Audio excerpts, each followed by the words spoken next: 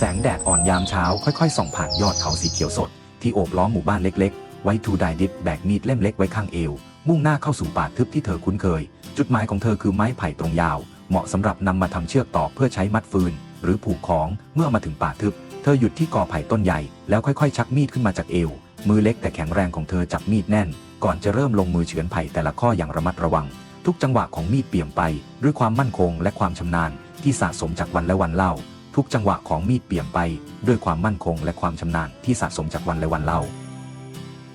หลังจากพาไผ่ออกเป็นเส้นต่อยาวๆเธอก็รวบรวมจัดเป็นมัดอย่างเรียบร้อยวางไว้ข้างตัวเหงื่อผุดเต็มหน้าผากแต่ในดวงตายังเปล่งประกายแน่วแน่จากนั้นเธอมุ่งหน้าไปยังแปลงมันสำปะหลังที่เธอเคยลงมือปลูกไว้นานก่อนหน้านี้เธอก้มลงใช้มือค่อยๆปัดใบแห้งออกเผยให้เห็นต้นมันสำปะหลังที่ขึ้นเป็นแถวเรียงกันอย่างเป็นระเบียบเธอใช้มีดเล็กค่อยๆตัดลำต้นออกทีละต้นทิ้งไว้แต่โคนสั้นๆแล้ววางไว้ข้างๆดินใต้ต้นที่เพิ่งตัดเผยให้เห็นหัวมันขนาดใหญ่แน่นเต็มไปด้วยน้ำหนักและความอุดมสมบูรณ์จากผืนดินทูดิฟยิ้มเบาๆขนาดเก็บเกี่ยววันนี้เก็บได้เยอะพอสมควรขอให้ขายได้ราคาดีด้วยเถอะเธอบ่นกับตัวเองในน้ำเสียงแฝงความหวังเธอจัดหัวมันเป็นมัดขนาดพอดีแล้วหยิบเชือกตอกที่เตรียมไว้ก่อนหน้านี้มามัดอย่างแน่นหนาเชือกที่เธอทำด้วยมือตัวเองนั้นทั้งเหนียวและทนทานทำให้ขนของไปขายที่ตลาดได้อย่างสบายใจเมื่อแดดเริ่มแรงขึ้นเธอก็แบกมันสำปะหลังและมัดตอกพาดบ่าเดินกลับหมู่บ้านด้วยฝีเท้าที่มั่นคงเมื่อถึงตลาดที่ยูดิฟอยู่ที่มุมประจำที่ชาวบ้านนิยมมาจับจ่ายเธอจัดของวางอย่างเป็นระเบียบรอให้ลูกค้าเข้ามาเลือกซื้อไม่นานหญิงวัยกลางคนคนหนึ่งเดินผ่านมาพอเห็นหัวมันสดใหม่ก็หยุดดูแล้วถามหัวมันพวกนี้ขายเท่าไหร่ลูกที่ยูดิฟเงยหน้าขึ้นยิ้มอ่อนโยนป้าชอบกองไหนก็เลือกได้เลยค่ะไม่แพงแน่นอนค่ะหญิงคนนั้นพยักหน้าอย่างพอใจเลือกไปหลายมัดแล้วจ่ายเงินให้ทูไดดิฟยกมือไหว้พร้อมขอบคุณน้ำใจที่ได้รับทำให้หัวใจเธออุ่นขึ้นเมื่อดวงอาทิตย์สูงขึ้นคนในตลาดก็มากขึ้นหัวมันของเธอขายหมดอย่างรวดเร็วด้วยคุณภาพที่สดและตอกมัดที่แน่นหนา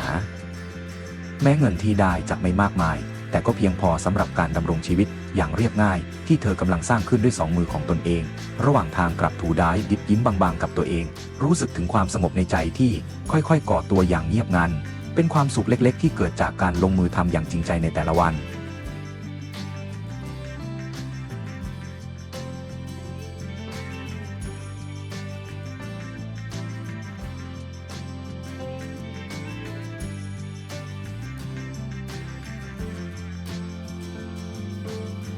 หลังจากขายนะมันสำปะหลังหมดที่ตลาดทูไดดิฟเดินไปตามถนนดินแดงกลับไปยังบ้านพักของเธอแต่ทันทีที่เดินมาถึงทางเปลี่ยวร่างหนึ่งก็ปรากฏตรงหน้าเธออย่างไม่คาดคิดแบคเคียนทูไดชะงักฝีเท้าหยุดลงทันทีหัวใจเธอเต้นแรงด้วยความไม่สบายใจแบคเคียนชายผู้เคยขายเธอให้กับครอบครัวของพาวเพื่อชดใช้หนี้สินในอดีตเธอไม่อยากเห็นหน้าเขาอีกเลยดิฟในที่สุดลุงก็หาหนูเจอเสียงของเขาแหบพร่าแต่เต็มไปด้วยความเร่งรีบทูไดกำสายสะพายแน่นถอยหลัง1 ก้าวอย่างระแวดระวังคุณมาหาฉันทำไมน้ำเสียงของเธอเย็นชาแบคเคียนเหลือบมองไปรอบๆก่อนจะก้าวเข้ามาใกล้มากขึ้นเธอต้องกลับไปที่บ้านสามีเธอยังติดหนี้พวกเขาอยู่คำพูดนั้นทำให้ทูดิฟชะงักงันเธอเคยถูกทอดทิ้งจากครอบครัวนั้นแต่ตอนนี้พวกเขากลับเรียกหาเธออีกครั้งฉันไม่มีอะไรเกี่ยวข้องกับพวกเขาอีกแล้วเธอพูดหนักแน่นแล้วหันหลังจะเดินหนีแต่แบคเคียนรีบคว้าแขนเธอไว้แน่นดึงเธออย่างแรงจนเกือบล้มไม่ได้เธอต้องกลับไปใช้หนี้เก่าครอบครัวของพาวต้องการให้เธอกลับทูดิฟพยายามสะบัดแขนดวงตาเต็มไปด้วยความโกรธฉันไม่ติดหนี้อะไรพวกเขาอีกพวกเขาไล่ฉันไปเองดูถูกฉันทำร้ายฉันแล้วตอนนี้ยังกล้ามาขอให้ฉันกลับอีกหรอแต่แบคเคียนก็ยังไม่ปล่อยมือเขาพยายามลากเธอไปต่อแม้อายุมากแล้วแต่แรงของเขายังแน่นหนาเกินกว่าทูดิฟจะดิ้นหลุดกลับไปเถอะถ้าไม่กลับBMAจะไม่ปล่อยเธอไว้แน่ทูดิฟพยายามดิ้นรนสุดแรงแล้วสะบัดแขนออกได้ในที่สุดเธอหอบหายใจแรงก้าวถอยหลังฉันยอมตายดีกว่าจะกลับไปที่นั่นแต่แบคเคียนไม่ยอมแพ้เขาวิ่งเข้ามาคว้าเธออีกครั้งคราวนี้ใช้2 แขนโอบรัดเธอแน่นทูดิฟต่อต้านสุดแรงแต่ก็ไม่อาจหนีไปได้หลังจากต่อสู้กันอยู่นานในที่สุดทูดิฟก็ถูกลากกลับไปที่บ้านของพาวเมื่อก้าวข้ามประตูบ้านเก่าๆไปเสียงตะโกนก็ดังขึ้นทันทีอีผู้หญิงคนนี้ล่าหายหัวไปตั้งนานแล้วยังไม่น่ากลับมาอีกหรอBMA ยืนอยู่กลางบ้านสายตาเย็นชามือทั้ง2 เท้าสะเอวในท่าทีท้าทายพาวนั่งอยู่ข้างๆกลิ่นเหล้ายังติดตัวเขามองเธอตั้งแต่หัวจรดเท้าพร้อมหัวเราะเยาะอย่างเหยียดหยามเธอก็แค่ผู้หญิงคนหนึ่งสุดท้ายก็หนีไปไหนไม่รอดอยู่ดี ทูดีฟกัดริมฝีปากแน่นดวงตาเต็มไปด้วยความโกรธและความเกลียดชังเธอรู้ดีว่าการกลับมาครั้งนี้จะไม่มีวันสงบสุข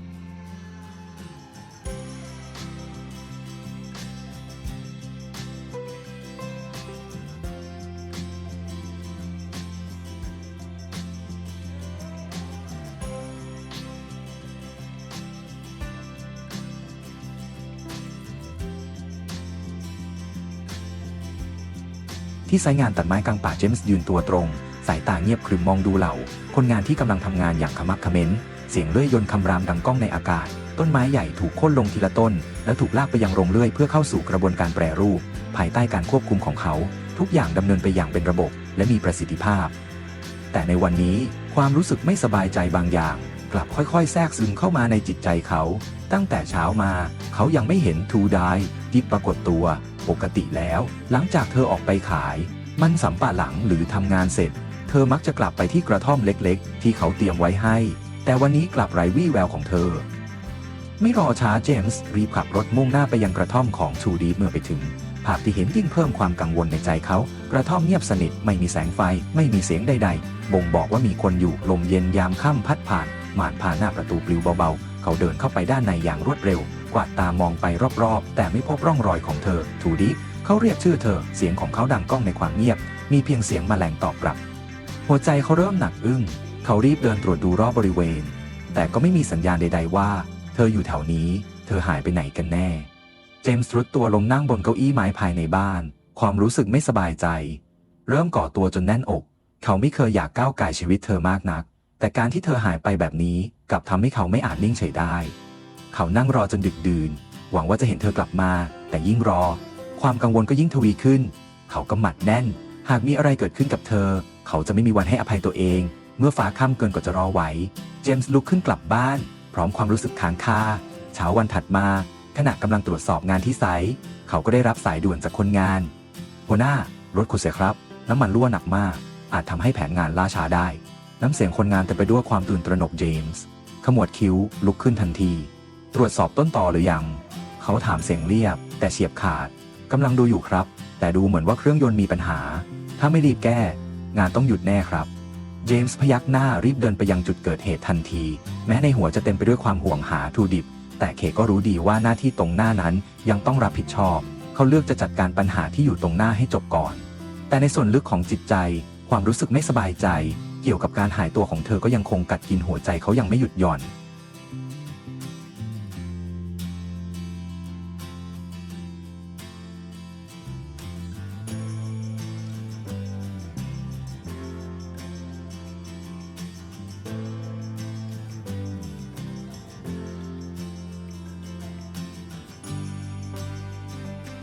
เช้าตรู่วันถัดมาบีเอเมเดินเข้ามาในบ้านมือเท้าเอวดวงตาเต็มไปด้วยความเย็นชาและดูแคลนเธอยื่นตะกร้าใบใหญ่ใส่มือทูดีบและชี้ไปที่สวนมะเขือเทศด้านหลังบ้านออกไปเก็บมะเขือเทศพวกนั้นให้หมดซะแสงแดดอ่อนยามเช้าสาดผ่านร่มไม้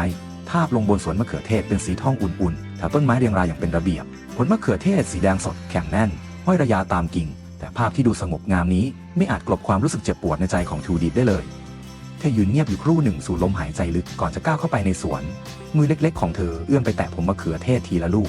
กสัมผัสเปลือกเรียบเนียนด้วยปลายนิ้วจากนั้นจึงค่อยๆเด็ดผลที่สุกพอดีออกอย่างระมัดระวังแม้อากาศยามเช้าจะเย็นสบายแต่เหงื่อก็เริ่มซึมตามไหล่ผมของเธอยดเหงื่อไหลจากขมับลงมาบนแก้มขณะที่เธอก้มตัวลงจัดเรียงผลมะเขือเทศในตะกร้าทิวดีรู้ดีว่าหากมือหนักเกินไปผลมะเขือเทศจะแตกและขายไม่ได้ราคาเธอจึงทำอย่างละเอียดและตั้งใจดวงตาของเธอกวาดมองทุกผลที่ควรเก็บอย่างไม่พลาดลมเย็นพัดผ่านพาเอากลิ่นหอมของดินและต้นไม้มากระทบจมูกสำหรับใครหลายคนอาจรู้สึกผ่อนคลายแต่สำหรับเธอนี่คือสัญลักษณ์ของพันธนาการการเก็บมะเขือเทศครั้งนี้ไม่ใช่เพราะอยากทำหรือเพื่อเลี้ยงตัวเองแต่เป็นคำสั่งเป็นผลจากหนี้ที่ไม่เป็นธรรมซึ่งครอบครัวสามีบังคับให้เธอแบกรับในขณะเดียวกันเผากำลังนั่งดื่มเหล้ากับเพื่อนกลุ่มหนึ่งคนหนึ่งในวงเล่ามองเขาแล้วยิ้มเยาะนี่เมียก็เหมือนไม่มีผู้ชายไม่มีลูกมันไม่มีค่าหรือว่าเมียมึงเป็นคนมีปัญหาเผากลับมาบ้านในสภาพเมาเต็มที่เขาผลักประตูเข้ามาใบหน้าแดงด้วยความโกรธเขาพุ่งเข้าไปหาทูไดดีพยายามลากเธอเข้าห้องคืนนี้มึงต้องอยู่กับกูทูดีพยายามดิ้นสุดแรงปล่อยฉันทันใดนั้นประตูบ้านเปิดผางออกชี้ก้าวเข้ามาน้ำเสียงของเขาหนักแน่นและทรงพลังเผาปล่อยเธอเดี๋ยวนี้เผาชะงักหันมามองด้วยความโกรธแต่สุดท้ายก็ยอมปล่อยมือ ทูดิฟตัวสั่นถอยไปจนชิดมุมห้องดวงตาเต็มไปด้วยน้ำตาเธอไม่รู้ว่าตัวเองจะทนได้อีกนานแค่ไหนแต่เธอรู้เพียงอย่างเดียวไม่ว่าอย่างไรเธอต้องหาทางออกจากนรกแห่งนี้ให้ได้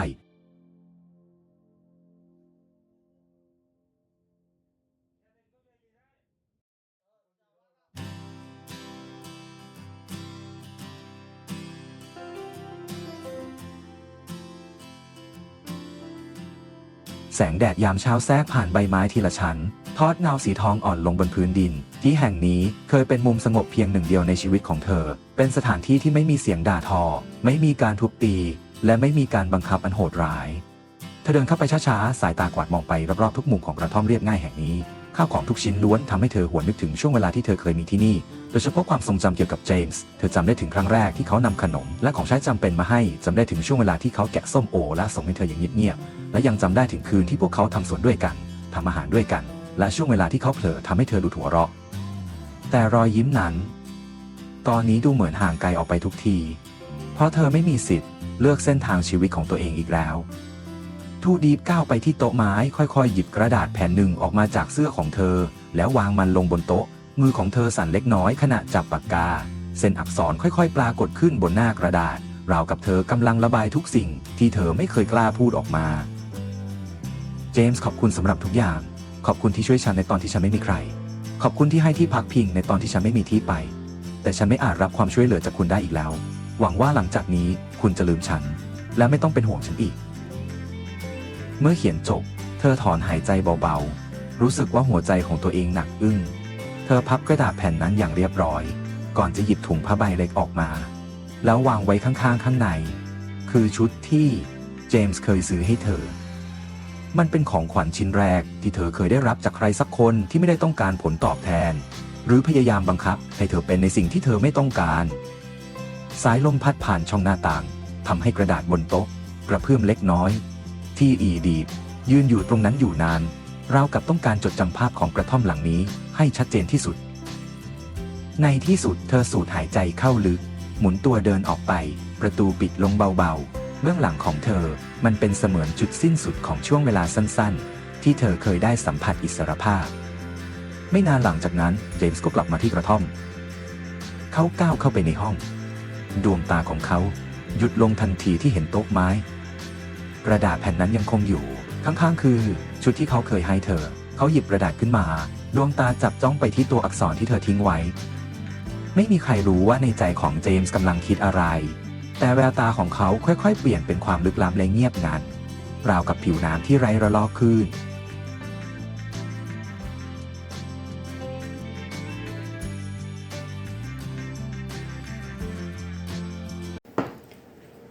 Tập 1 Tổng Giám đốc giải quyết vụ án minh oan cho bà mẹ đơn thân bị phạt 3 năm tù 1. Trên con đường mòn bụi bặm giữa vùng quê hẻo lánh, một người phụ nữ lặng lẽ bước đi, ánh mắt trĩu nặng nỗi đau không lời. Đó là Diệp, một cái tên tưởng chừng bình dị nhưng lại gắn liền với những cơn sóng ngầm của một số phận. Bị gia đình chồng đuổi ra khỏi nhà, bị buộc tội ăn cắp sổ đất đai quý giá. Cô đứng trước lằn răn của tự do và tù tội. Nhưng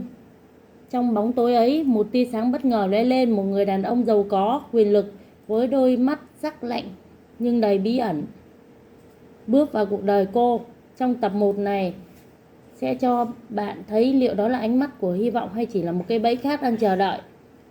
Diệp ngồi co ro bên lề đường, đôi tay ôm chặt lấy thân hình gầy gò như cố níu giữ chút hơi ấm